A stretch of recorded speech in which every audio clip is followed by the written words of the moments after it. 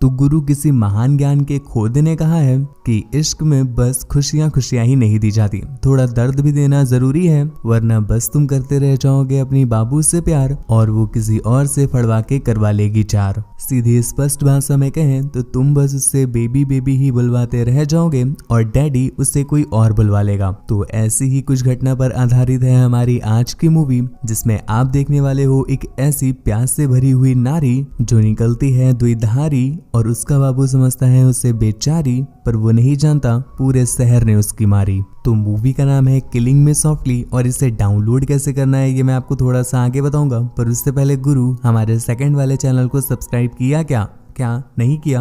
अभी सब्सक्राइब करो, क्योंकि वहां पर तो इससे भी ज्यादा तगड़ी तगड़ी मूवीज आ रही हैं। लिंक नीचे डिस्क्रिप्शन में दिया हुआ है। तो मूवी स्टार्ट होती है और हम देख पाते हैं मूवी की मेन कैरेक्टर एलिस को। उसका एक निब्बा बाबू है जो उसकी सारी टेंशन ले लेता है, पर वो नहीं ले पा रहा है, जिस वजह से उसकी बाबू इतनी टेंशन ले रही है। हालात ऐसे आ चुके हैं कि इस समय बाबू अब उसे मीठी खीर समझने लगी है। खैर एक दिन एलिस जब अपने ऑफिस के लिए जा रही थी कि तभी रास्ते में उसका हाथ एक लड़के से टकरा जाता है और एलिस जब उसे देखती है तो भाई साहब देखते ही उसकी कच्ची गीली हो गई। लेकिन किसी तरह से वो ऑफिस तो चली आई, पर अंदर की खुजली यहाँ पर उसे जीने नहीं दे रही थी और अब तो उसे उसकी वाटर सप्लाई चाहिए ही थी, जिस वजह से वो अपने ऑफिस को छोड़ करके वापस उसे ढूंढने के लिए वहीं पहुंच जाती है।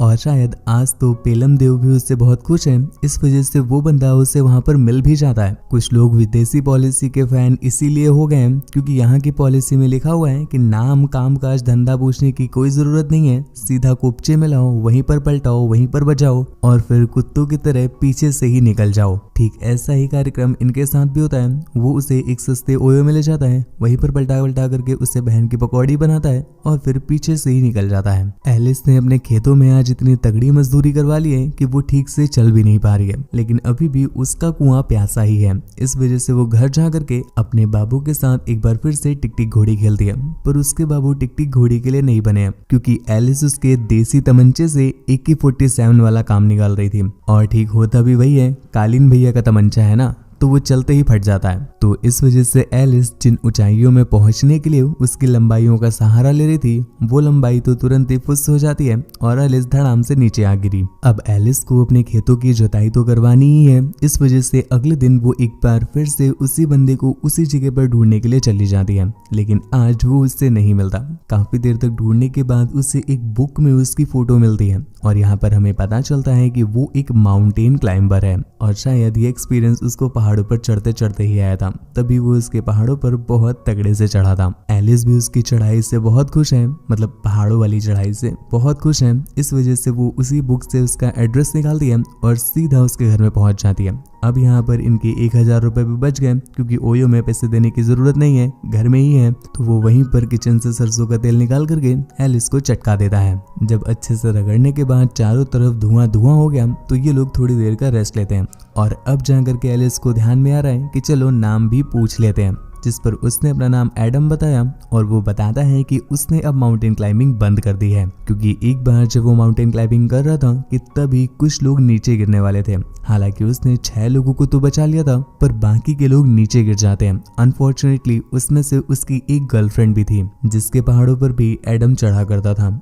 अब जब वो अपनी बंदी के ही पहाड़ों में नहीं चढ़ पा रहे हैं तो इतने बड़े पहाड़ों में चढ़ने का क्या ही फायदा। इस वजह से उसने पहाड़ों पर चढ़ना बंद कर दिया है और बस अपने बाबू को ही याद करके मुट्ठी चलाया करता है। ये बात जब एलिस सुनती है तो वो फलनी आ जाती है उसके लव में और हम समझ पा रहे हैं कि अब से इनके लेन देन वाला कार्यक्रम और भी तगड़ा होने वाला है। खैर अगले दिन एलिस जब एक बार फिर से उसकी वाटर सप्लाई लेने के लिए उसके घर पर पहुंचती है तो यहाँ पर उसे एडम नहीं मिलता बल्कि उसकी बहन डेबोरा मिलती है। अब डेबोरा की नई भौजाई मिली है तो वो भी उसके साथ बातें पेलना चाहती थी, परंतु एलिस तो कुछ और झेलना चाहती है, तो वो उससे बातों के लिए मना करके एडम का एड्रेस तुरंत देने के लिए बोलती है। डेबोरा ने भी एडम का एड्रेस दे दिया, पर क्या ही फायदा। जब एलिस वहां पर पहुंचती है तो एडम घर पर ही नहीं था, इसलिए उसे बाहर की ठंड में उसका वेट करना पड़ा। लेकिन एलिस को भी मजा आ रहा था, जितनी ठंडी बढ़ेगी उतनी ही गर्मी में मजा आएगा, इसलिए वो उसी ठंड में वेट करने लगती है। दोस्तों वीडियो पसंद आ रही हो तो प्लीज एक लाइक भी कर दीजिएगा। और कुछ देर के बाद जब एडम आया तो उसे इस तरह का संघर्ष देख करके उसके पानी आ गया,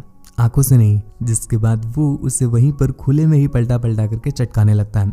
एलिस को भी इस पर बड़ा मजा आ रहा था, तो वो भी उसे गहराइयों में लेने लगती है। अब इनकी पेलम पिलाई का सफर कंफर्म हो चुका है, जिसके बाद से एडम की रेलगाड़ी रोज एलिस की सुरंग में जाने लगती है। पर देखने वाली बात है ब्रो कि एडम जैसा पेलम पुरुष भी एलिस के आगे कमजोर पड़ रहा है, लेकिन उसका कुआं अभी भी पानी मांग रहा है। खैर एडम उसकी इतनी बचाता है कि कुछ दिनों में फट के फ्लावर हो जाती है और अब एलिस को उससे शादी करनी ही पड़ेगी। जिसके बाद वो दोनों शादी वादी कर लेते हैं और जब हनीमून पर जाते हैं तो यहाँ पर तो भैया आतंक ही ढा देते हैं। यहाँ पर तो इनके पास बस दो ही काम है, खाओ पेलो, खाओ पेलो। खैर कुछ दिनों में अपना रगड़म पेलू कार्यक्रम करके जब ये लोग घर पर वापस आते हैं तो एक दिन ये लोग पार्टी में गए हुए थे, तभी वहाँ पर डेबोरा भी आई थी और वो एलिस को एक नेकलेस गिफ्ट करती है। ऐसे करते करते काफी दिन बीत गए हैं और एडम ने उसकी और भी लेना स्टार्ट कर दिया है, जिस पर एलिस की भी अच्छे से कट रही है। पर एक दिन उसके पास बहुत सारे अननोन जगह से लेटर आने स्टार्ट होते हैं और तभी उसे एक फैक्स भी रिसीव होता है, जिस पर दूसरी तरफ से एक लड़की ने लिखा था कि एडम बिल्कुल भी अच्छा इंसान नहीं है, उसने कई सारी लड़कियों के साथ गलत काम किए हैं और शायद वो तुम्हारी भी चटका करके तुम्हें छोड़ देगा। एलिस ये देखकर काफी ज्यादा कंफ्यूज हो जाती है और एक बार में इतने इतने लेटर्स आना उसे काफी परेशान करने लगते हैं। तो वो उसी फैक्स वाले एड्रेस पर पहुंच करके उस लड़की से एक रिपोर्टर बन करके बातें पूछती है, जिस पर उसने बहुत सारी ऐसी बातें बताई एडम के बारे में जो एलिस को कभी पता ही नहीं थी। ये बातें सुन करके एलिस काफी ज्यादा कंफ्यूज हो जाती है और उसे अब लग रहा है कि उसने 4-5 बार तो ऐसे ही पिलवा लिया था बिना नाम जाने और उसी बंदे से शादी तक कर लिया, परंतु अभी तक घंटा उसका पूरा नाम तक नहीं जानती। इनकी ये पॉलिसी बहुत सही है गुरु, मतलब अपने यहाँ शादी तब होती है जब घर मिलते हैं, पर इनके यहाँ शादी तब होती है जब पलंग हिलते हैं और इसी वजह से शायद अब एलिस के फड़वे लग रहे हैं। खैर वहां से तो वो चली जाती है, पर उसी दिन से अब उसकी फटने लगी है। एक दिन जब वो एडम की चीजों की तलाशी ले रही थी कि तभी उसे उसकी एक्स गर्लफ्रेंड के बहुत सारे लेटर्स मिलते हैं, जिन्हें देख करके ऐसा लग रहा था कि शायद उसकी एक्स काफी ज्यादा परेशान है और इसीलिए वो एडम से ये सब कुछ खत्म करने के लिए बोल रही है। एक दिन एलिस को एक लेटर मिलता है जिसके अंदर कुछ कपड़े वगैरह थे और उस लेटर में लिखे गए इंस्ट्रक्शंस को फॉलो करने पर उसे पता चला कि जो उसकी एक्स वाली बाबू है वो बहुत दिनों से गायब है और किसी को मिली नहीं। एलिस की जीभे पर अब इतना बड़ा डंडा आकर के अटक गया है कि उसके आगे एडम का डंडा भी कमजोर लग रहा है और उस डंडे को वो झेल नहीं पा रही। इस वजह से पुलिस के पास पहुंच जाती है, पर पुलिस भी उसकी कोई हेल्प नहीं कर सकती क्योंकि उनके पास कोई सबूत नहीं है। लास्ट में एलिस को डेबोरा की याद आती है तो वो उसके पास अपनी जान और अपनी दोनों बचाने के लिए पहुंच जाती है। पहले तो डेबोरा को लगता है कि शायद उसके बाबू ने आज उसकी बिना पूछे पीछे से ले ली है, इसी वजह से उसकी इतनी फटी पड़ी है।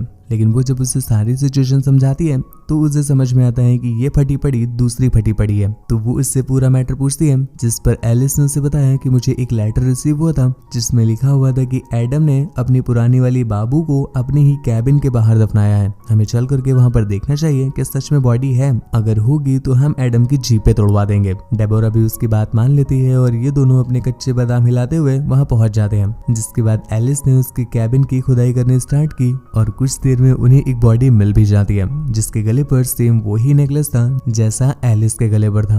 ये देख करके एलिस को थोड़ा सा शक होता है, पर डेबोरा उससे क्लियर कर देती है कि हाँ उसने ही उसकी पुरानी बाबू को चटकाया था, क्योंकि जब उसकी पुरानी बाबू आ गई थी तो एडम ने उसको चटकाना बंद कर दिया था। मतलब यहाँ पर पूरी मूवी का प्लॉट समझ में आता है कि उसकी बहन डेबोरा ने ही एडम को बहन स्टोक बनाया था और वो चाहती थी कि उसका भाई हमेशा बहन स्टोक बन के रहे और किसी और का स्टोक ना बने। यहाँ पर वो एलिस की भी पलटा के लेने वाली थी